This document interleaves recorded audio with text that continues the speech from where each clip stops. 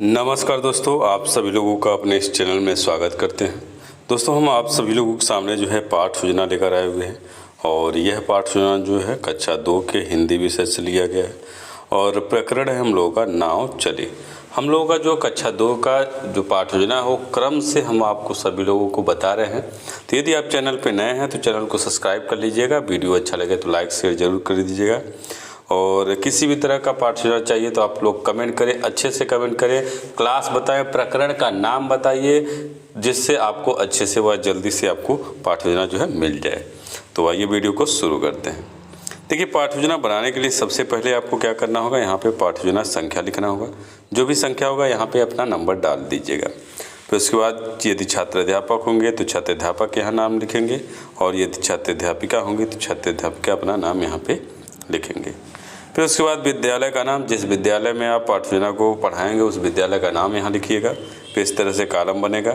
पहले कॉलम में आपका स्तर खाने में आपका दिनांक, जिस डेट को आप पाठ योजना बनाएंगे पढ़ाएंगे वह डेट डालिएगा। कक्षा आपका 2 होगा, विषय आपकी हिंदी होगी, उप विषय आपका गद्य होगा, कालांश यानी घंटी जो भी होगी घंटी लिखिएगा। अवधि आपका होगा 40 मिनट का। प्रकरण है हम लोगों का नाव चली, ये प्रकरण का नाम है। अब के सामान्य उद्देश्य उसके बाद होगा। सामान्य उद्देश्य में जो है हिंदी सब्जेक्ट के जितने भी आपके पाठ योजना होते हैं सबका सामान्य उद्देश्य सेम होता है। तो यदि आप पहले लिखे होंगे तो आपको नहीं लिखना, वही सेम उतार देना है। अब उसके बाद देखिए, सामान्य उद्देश्य का पहला आपका हो जाएगा कि बच्चों में हिंदी विषय के प्रति रुचि जागृत करना। दूसरा है बच्चों में उचित स्वर प्रवाह तथा भावपूर्ण रीति से पढ़ना सिखाना। तीसरा है बच्चों की कल्पना शक्ति का अवसर प्रदान करना। चौथा है बच्चों में हिंदी शब्दकोश की वृद्धि करना और पांचवा है कि बच्चों की मानसिक क्षमता का विकास करना। फिर इसके बाद विशिष्ट उद्देश्य।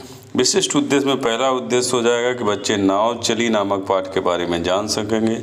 दूसरा होगा कि बच्चे नाव की बनावट एवं उपयोगिता को समझ सकेंगे और तीसरा होगा बच्चे नाव पर सवारी कर सकेंगे।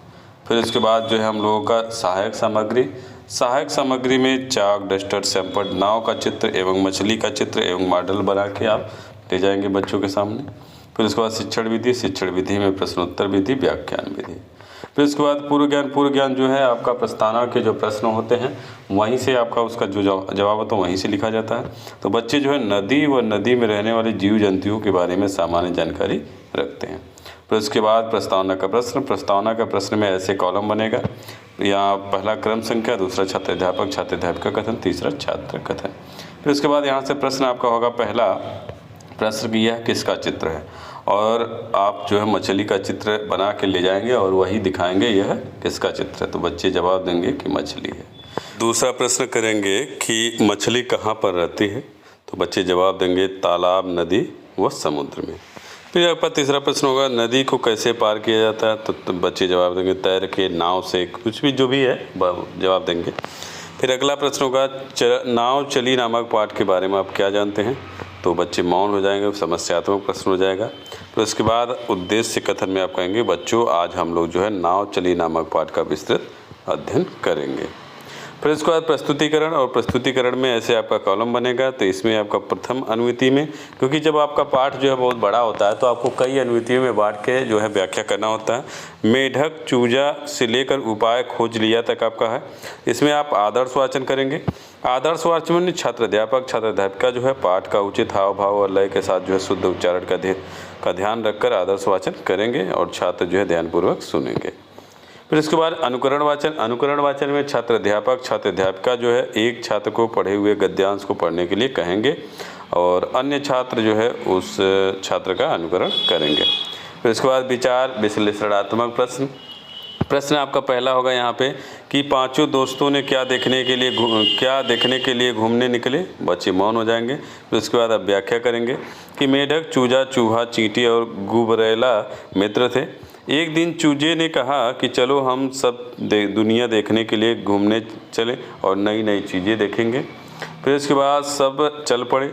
चलते चलते एक झील के किनारे पहुँचे। गुबरैले ने पूछा कि हम आगे कैसे जाएंगे। मेढक बोला कि हम तैरकर झील को पार कर लेंगे। सभी लोगों ने बोला हम तो तैरना जानते ही नहीं, हम क्या करेंगे। मेढक हंसने लगा और टर टर टर करते हुए बोला तुम्हें तैरना नहीं आता तो तुम्हें अपने घर लौट जाओ, तुम अपने घर लौट जाए। यह कर कर मेढक जो है फिर जोर जोर से हंसा और पानी में कूद गया। उन चारों को बहुत बुरा लगा। वे झील पार करने के लिए एक उपाय सोचने लगे और अंत में जो है उन्होंने एक उपाय खोज लिए। फिर उसके बाद द्वितीय अनुमति में आपका चूहा दौड़कर से लेकर आगे बढ़ चली। इसमें भी आपका आदर्श वाचन जैसे पहले है, अनुकरण वाचन जैसे पहले किया गया है। फिर उसके बाद विचार विश्लेषणात्मक प्रश्न। पहला यहाँ पे प्रश्न होगा, चारों मित्रों से ने मिलकर क्या बनाया।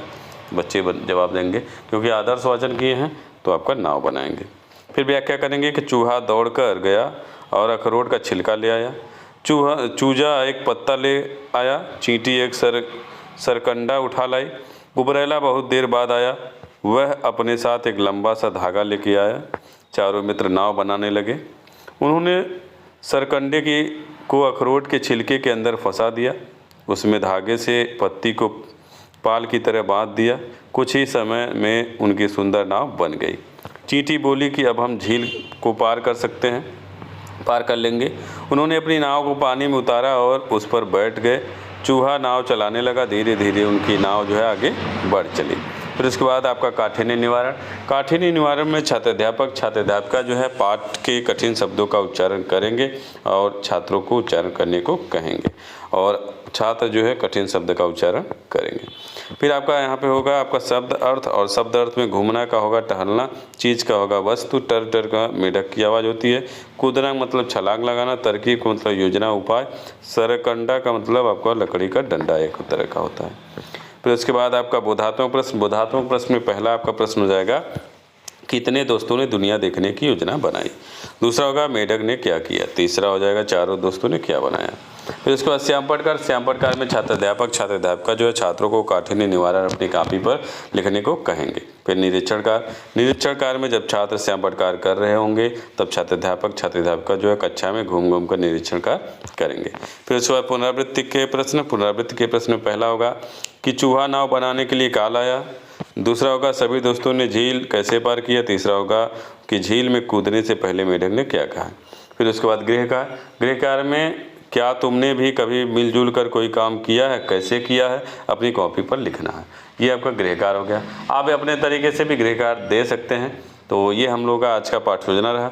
उम्मीद है आपको हमारा ये पाठ योजना अच्छा लगा होगा। यदि अच्छा लगे तो लाइक शेयर जरूर करिए, क्योंकि हमारे चैनल पे इसी तरह के पाठ योजना अपलोड किए जाते हैं।